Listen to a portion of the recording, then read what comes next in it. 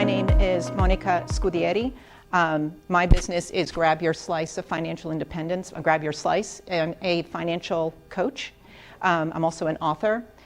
My goal with my clients is to empower them to think about financial independence over traditional retirement. So really thinking about the journey over the goal and having that balance. I'm also an author. My book is called Grab Your Slice of Financial Independence. I actually brought my little prop here for you.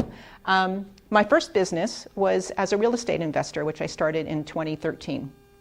So today, my goal with you guys here in the room and my Zoom people is to get you to think about money differently, okay?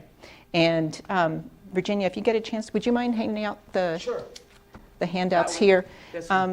For those on the Zoom call, not to worry, we're actually going to go through the slides. A lot of this is going to be covered in, that's what I'm handing out here. So things for you to think about. Okay. I put it there for you. Oh, you did? Okay. Okay, so my agenda, I like to keep things short, sweet, and to the point. I have 4 different sections. I'm going to use my story as a case study for you guys so that you can see what I'm talking about in action. The phases of the long-term success, and we're going to focus on what I call 5 foundations or financial independence foundations. And lastly, we're going to talk about change being the only constant and where there are opportunities in the future and what it looks like. Okay, so my story.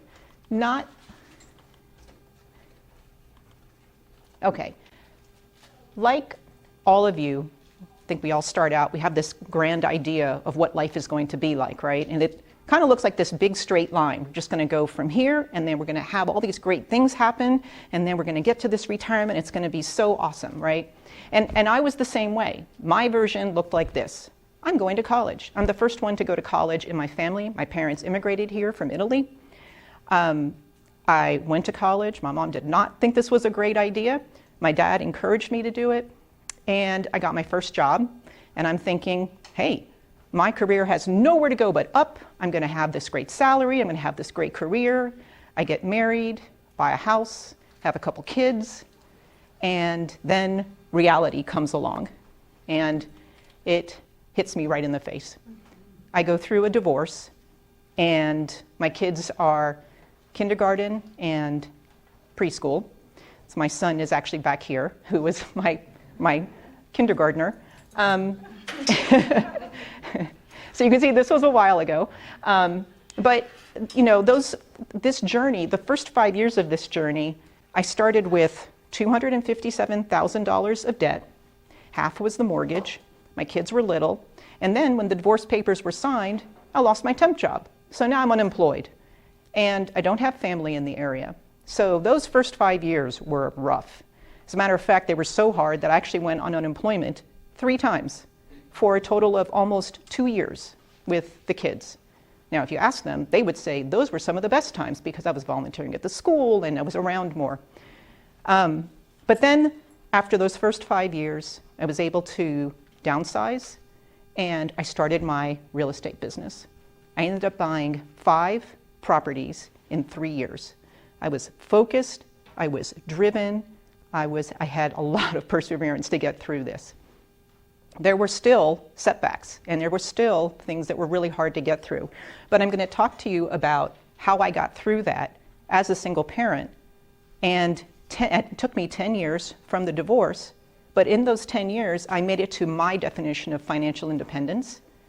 And if I can do it, absolutely, I can teach anyone to do it, and you absolutely can do it, which I call my no pie phase. Phase 1, crust, 2, tools. So before we get into this, I'm just going to ask a question. My favorite pie is apple pie. What kind of pie do you guys like if you're a pie people? So apple? Cherry pie? Oh, chocolate mousse. Yes. Pumpkin? Apple. Apple. Sweet potato. When made right, it is absolutely fantastic. Chocolate chess. Anybody on the Zoom that wants to participate? Okay. So my point is that when I wrote the book, I used the analogy of making a pie as a way to show financial independence. Just like each of us have a favorite flavor, but that is for you specifically. It doesn't mean that it's going to be the same for everybody.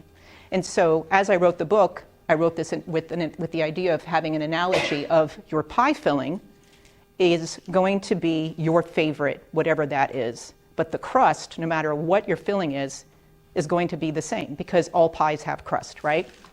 So we're going to focus on these 3 areas here. A lot of times when I work with people, they come to me and they say, I am overwhelmed, I have debt, I don't know the direction I'm going in, I don't know how to manage the money that's coming in, I'm paycheck to paycheck, I want to buy a house, and all of these other things. Where do I start? No matter where you are in your journey, and I know a lot of people in here have either just registered their business, they're in transition to figure out what the next phase is. You are in this journey, you always start at the beginning, reassess, right? And that's what we're going to talk about here a little bit. So your phase 0, your why, your vision, and your goals. And in the handouts, that's your first handout. And I want you guys just to take a look at that and think about that. When we talk about our why statement, we're talking about what gives meaning to your life, what's important. And I want you guys to really think about that. When I started my journey, my kids were my everything. Every decision I made, and I used to say they were my first, last, and always. They gave me very much my why.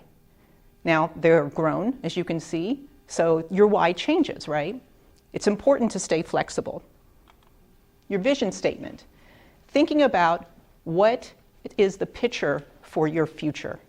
What does that look like? What do you want for yourselves? What one person wants may not be the same thing as what another person is looking for. And that is okay because it's very specific to you, which is what makes financial independence somewhat difficult to define because it is very unique to each person. But to think about that, okay? To think about what this day is going to look like. What am I doing today to move forward? And if I had a setback, which there were many during those 10 years, how am I, okay, I'm going to get back up, dust myself off, and what is my next step? And to having that vision of looking at what it's going to be got me through those hard times, especially when you're on unemployment with 2 kids. It can be hard. Okay. Goal setting. Does everybody here, you've heard of SMART goals? Does everybody use SMART goals? No? Okay. Okay. Yeah. In this role, absolutely. When you're running a small business, goals are really important. Actually, matter of fact, you have your annual ones, but to break them up quarterly can really help hone that in. And when I started goal writing, I did not use SMART goals. My goal was something like, like when you want to, like all women go through a period where they want to lose weight, right? And so I'd have a goal of lose weight. So, which means nothing, because I wasn't looking at it, didn't know when I wrote that down.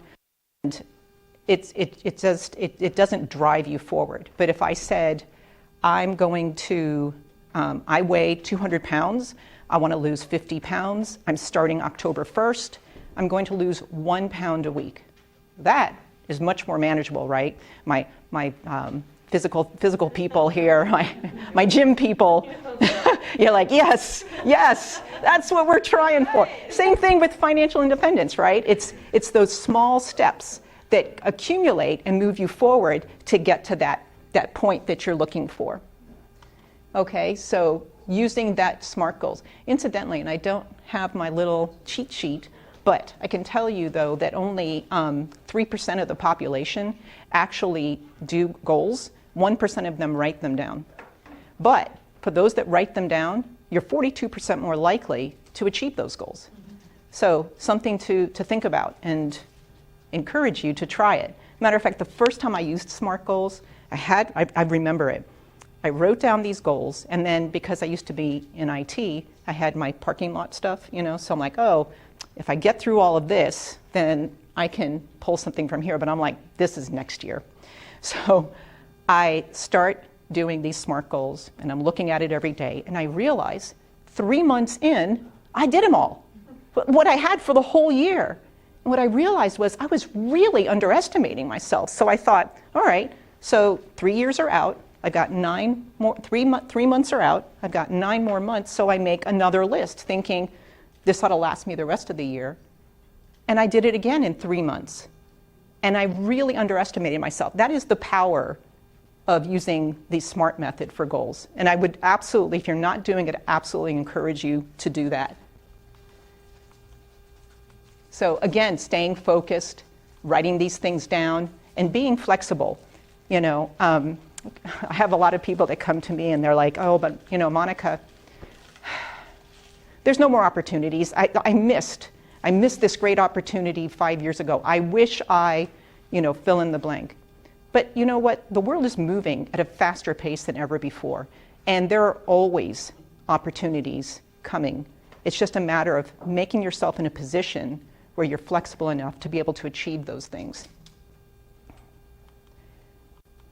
Okay, I'm going to read this to you, this quote. When I started out, this was something I read actually every single day, some days twice in a day, and I still from time to time come to it. And it's from Our Deepest Fear.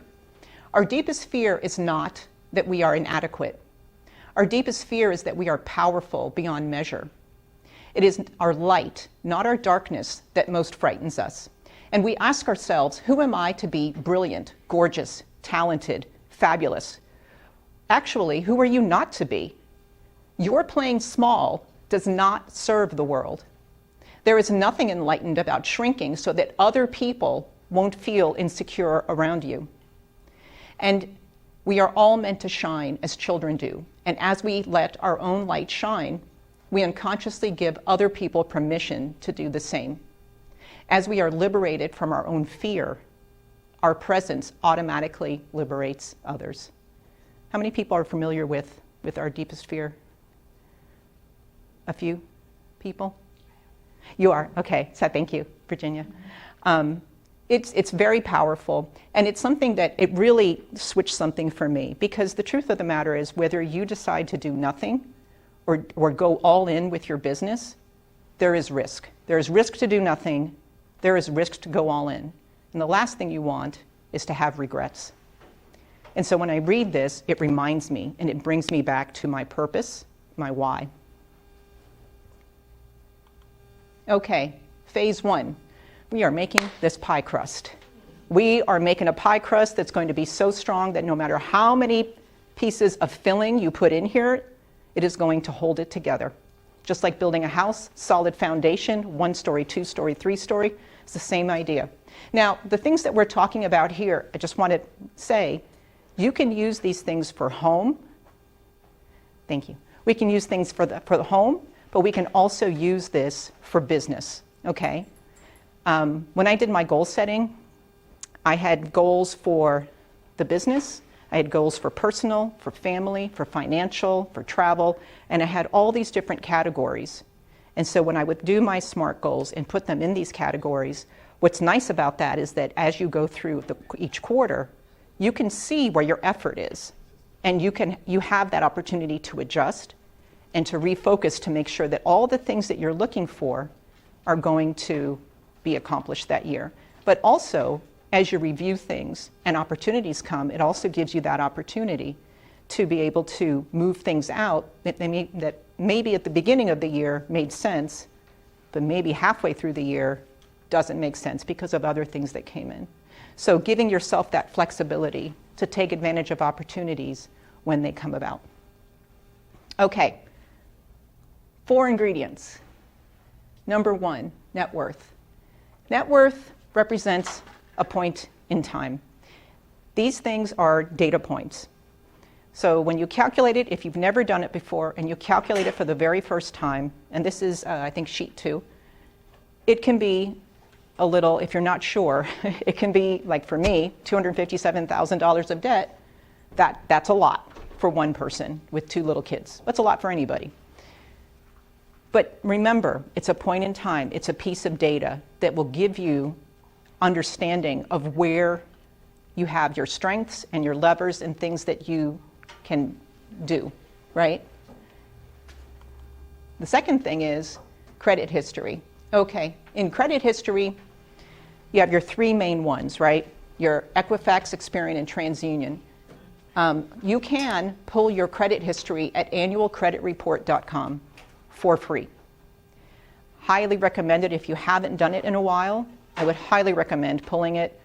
We are in an age where identities get stolen, credit cards get opened without you even knowing about it. And so it's really important to keep an eye on these things because it can damage you and your credit worthiness. So yes, credit score. So calculating from credit history, a lot of people, I think you guys are familiar with this, how your credit score is calculated. The range is generally between 300 and 850. Incidentally, in 2023, last year, 714 was the average credit score here in the US for Americans, which I thought was pretty cool. The biggest impact to that are payment history and outstanding debt. That makes up 65% of how your credit score is calculated. And these things are really important because the higher your credit score, if you're in good or even better in excellent, you become more competitive in getting lower rates for loans that you need for car, home, business, okay? And so these things can make a big difference. A quarter point, a half a point can mean the difference between a few $100s or even $1,000 a month. So things to think about. These are things that are critical to being successful and setting yourself up for success. Lastly, cash flow. Now, this is kind of a hard one to talk about because honestly, when I coach people, we spend a lot of time on cash flow, money going in and money going out. And as a matter of fact, when we sent out the invitation, one of the homework assignments was just to record cash flow, no changes, just to record it and see where money is going. How many people did the exercise? 1, 2, 3? Okay, not to share with everybody here. And in the Zoom call, did people, they say they are doing it? Okay. So, okay. So, so for those of you that did the exercise, and I would very much encourage you guys to do the exercise over the next few days and just to see, without changing any habits, where your money goes. And then look at that list and think to yourself, for each item, is this spend putting me closer to my vision of what I want for my life?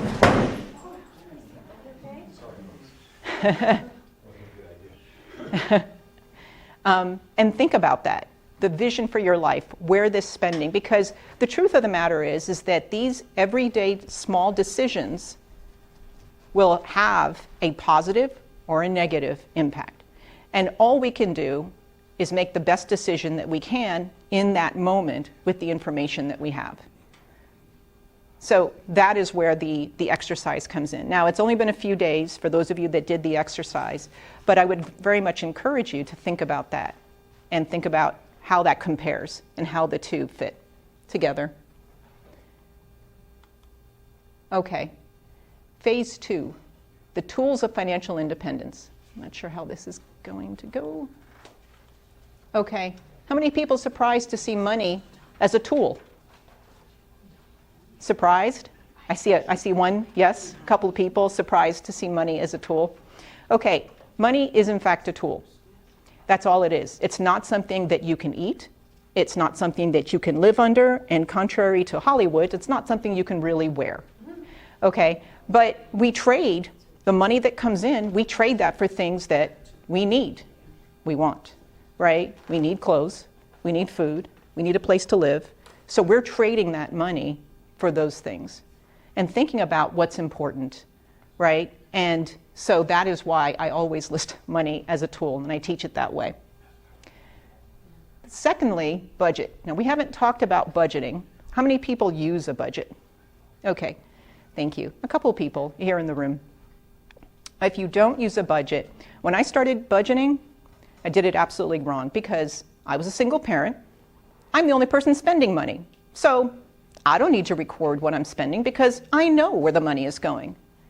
Until I recorded it and I realized I had no idea where my money was going. Not really. I was spending way more in food than I thought. I was spending way more in activities for the kids than I thought. And those pieces of information, right or wrong, gave me some valuable insight. And after 2 and 3 months of recording the cash flow, I was able to build a budget. A lot of times people don't want to do budgets because it's the feeling of what? Fear. Anybody else? Scarcity, lack, right. That's when I say budget, people are like, oh, Monica's not going to let me take a vacation. Monica's never going to let me go out to eat anymore. Monica is not going to fill in the blank. But the truth of the matter is that budget is meant to support your lifestyle and to give you information. It's kind of like, you know, when you take the kids to go bowling and you get those guardrails up. That's what budgeting is. It's just to kind of give you an idea. And it's not set in stone, just like your vision for your life, your why. It needs to be flexible to support your lifestyle. People get married, people graduate college, have kids, get divorced, get a dog. All of these things have a direct impact on the budget. And it needs to be flexible enough so that it can support the lifestyle that you want. And here's some examples. I had a client come to me to just do an audit of their life and see where they can make some improvements. They had a full-time day job. This is not a business, small business owner. And as I look at the cash flow, I see Starbucks, a lot of Starbucks, 4 times a week Starbucks. Now, I am not a Starbucks person. Maybe there are some people here that are. And so when I asked her about it, she said, Monica, when I go to work, that is my happy place. It is the great way for me to start my day. And so I said, okay. And we had a line item, Starbucks, in the budget. And we put down how much we see that she's spending. But it also means that it's going to take away from other things that are also important. And so when you do this budget based on your actual cash flow, it gives you an idea of, okay, well, if I'm going to go out to dinner, or look, my favorite shoes are just came out with the latest whatever. I'm not a big clothing person, as you can see. But, you know, whatever that thing is, but it has to be weighed against what your vision is, where the priorities are. Because again, we want to live for today, but also plan for tomorrow's security. And starting a business, I think, is a fantastic way to get you to where you want to get to, right? Okay, so budgeting, that's why people have that feeling. But if you base it on what you actually do, you'll find that it actually gives you a lot of freedom, and you will actually spend with confidence. Okay, standards. A lot of people come to me paycheck to paycheck or worse. How do I get out of this hamster wheel life? And we have that conversation. A lot of you guys here, you're thinking of starting a business. How many people here have day jobs, 9 to 5? Okay, a lot of you. And I'm sure people on the Zoom have 9 to 5 as well. But thinking about that, you want to start a business, you're raising your standards. You want more for yourself than just helping somebody else make money, right? And I think that's fantastic. So keeping that, remembering why you started this business to begin with. What is the purpose of it and the goal?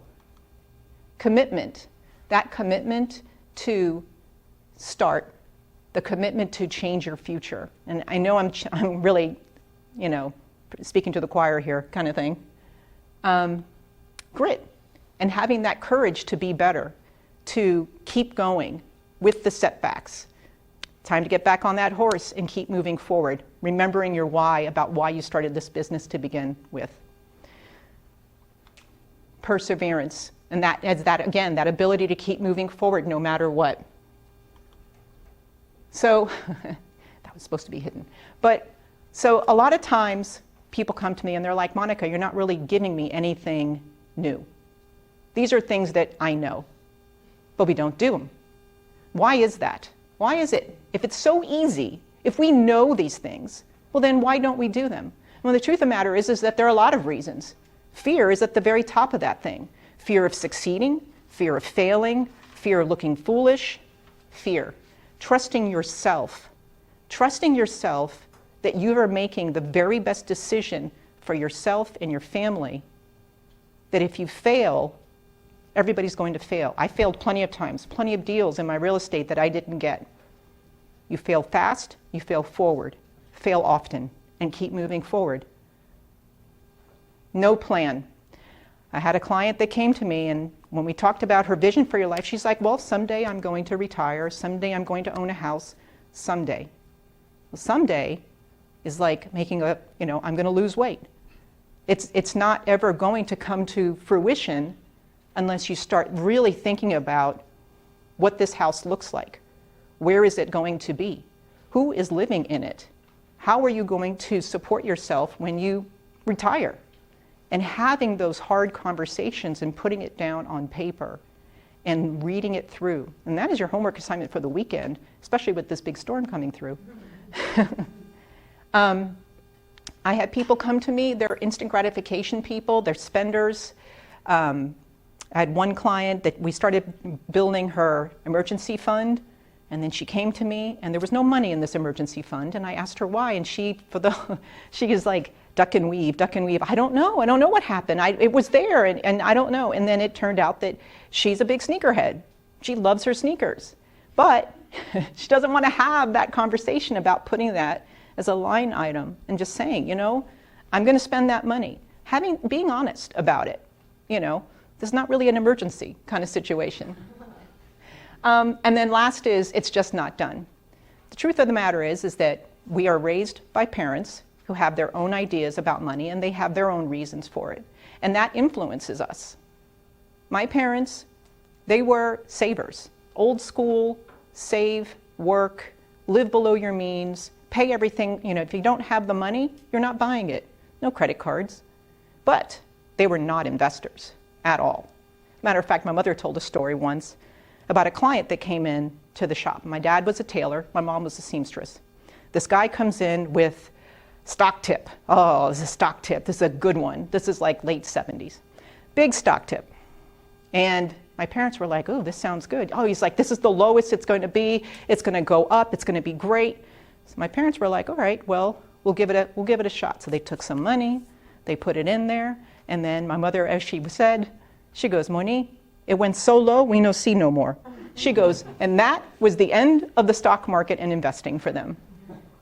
Now, for me, I read, I educate myself, and I understand that there's risk, but you also decide that you have to mitigate those risks. And what does that look like for you?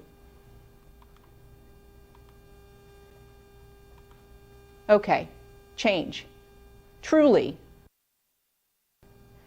And I think you guys know better than anyone because you're here thinking about starting a business, have started a business, and want to grow a business for yourselves. So I just want to point out a few things.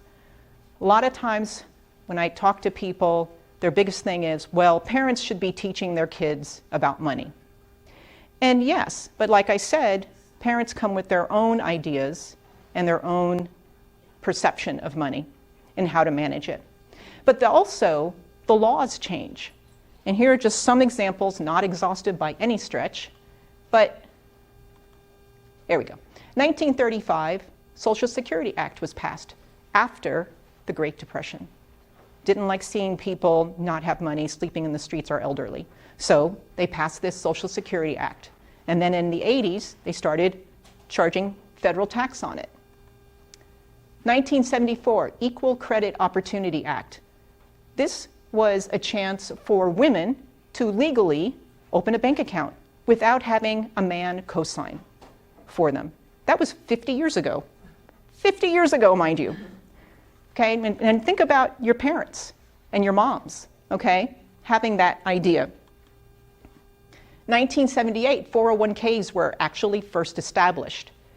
Didn't become popular until the 80s when corporations started including them in their benefits package as a way to wean their employees, right, off of pensions. 1988, this was actually a surprise for me, Women's Business Ownership Act. A lot of women in the room. First time women could open a business and not have a man co-sign with them. Yeah, pretty soon. Wow. Okay, 1988. 1996, 529 college funds first established, saving money for your kids for college. Secure Act 2.0 passed last year. January 1st went into effect. 529 money that's not used for college can be rolled over into a Roth IRA and have your kids start saving for retirement without penalty this year, right? So think about these things. 1997 first Roth IRA, health savings account, triple tax threat. Love this thing. But just a few things to think about when you think about your parents' advice, their influence, the laws that change, and we'll see more of that moving forward. Changes in business. Last year, record-breaking 5.5 million businesses were opened here in the United States, but still, half of them will fail within the first 5 years. The biggest reason? Anybody want to guess? Money. Money. It is absolutely the biggest reason. Money, getting the right amount of money and getting, making it last and managing it in the right way. Before you go to the next slide, are you getting ready to go to the next one? Yes. Okay, I forgot to just announce that we're going to have a 5-minute break. Maybe this would be a good time, or would you rather? Oh, I'm almost done. Okay, go ahead. Yep. Okay, and the other thing, just to encourage you guys, because I absolutely 100% agree with your decision in thinking about starting a small business or going in. 2000, the number of millionaires in the United States, 7.64 million. 23 years later, we're almost at 22 million millionaires. Okay? They're guessing by 2028, almost 25.5 million millionaires. And I actually came across another statistic that I think you guys will be interested in, is that these multimillionaires, they have 22% of them invest in small businesses and in creating businesses for themselves and grow that. Real estate, only 9%. But they also invest in mutual funds and stuff like that. So just things to think about when you're thinking about your business. You guys are on the right track. And then this is the last thing I want to say. Your economic security does not lie in your job. It lies in your own power to produce, to think, to learn, to create, to adapt. That is true of financial independence. It's not about the wealth. It's about that opportunity and having the power to produce that wealth. So, as I said, there's a lot of things that I'm talking about here, but this is really just the tip of the iceberg. I didn't even get into the income streams and what goes into your pie filling. But that's the fun part that you guys get to do. So, next steps. Think about your big picture, your why, your goals, right? Your vision. Join SCORE. Go to the events, you guys are here. Take advantage of all the free stuff. There's tons of free stuff that the Chamber offers, that SCORE offers. Go to meetups, maybe even start your own meetup, you know? Build a team, get a personal finance coach, get a tax accountant, financial advisor at a minimum when it's appropriate for your business. Things to think about. If you, like me, I started in real estate. I had interviewed many, and I would say interview many, so that you find somebody that fits for you. But I had talked to different real estate agents. I wanted somebody who knew rental properties. I talked to different people who also do that for a living, you know, and just get your information and decide what makes sense for you. Okay, and that is my presentation. Thank you very much for your time and attention.